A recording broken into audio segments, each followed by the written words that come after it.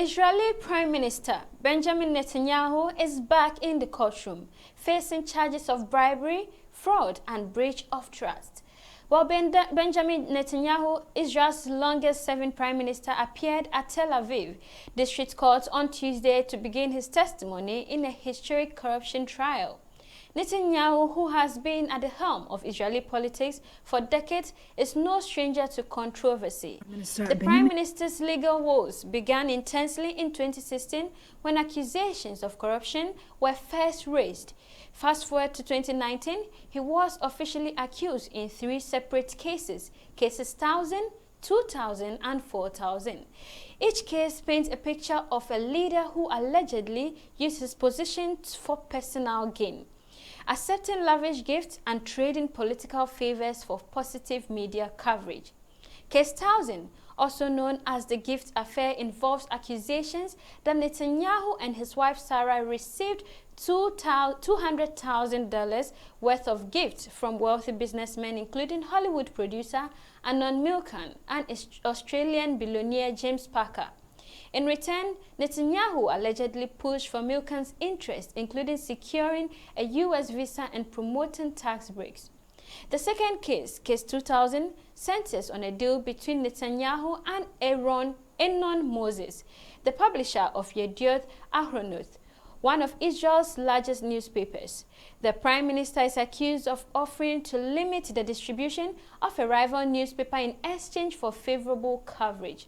Case 4000 involves allegations that Netanyahu provided regulatory benefit to Bezek, Israel's largest telecommunication company, in exchange for positive coverage in its news site. Voila! This case has seen former close confidants of Netanyahu 10 state witnesses, adding fuel to the fire and perhaps same as the most damaging case. The Prime Minister arrived at the court while his son, lawmakers from coalition, and ministers from his cabinet like National Security Minister gathered to support him.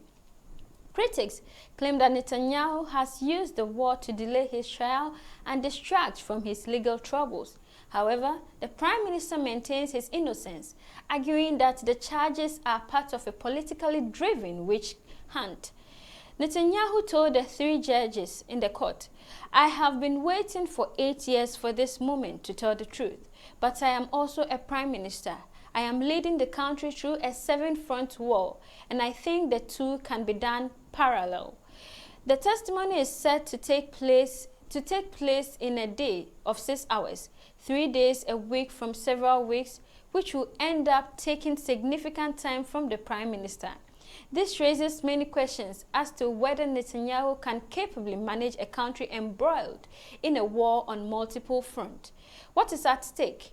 If convicted, the Prime Minister could face up to 10 years in prison. A verdict might not be reached until 2026, and the Prime Minister could appeal to the Supreme Court. Is this justice in action or political theater at its finest?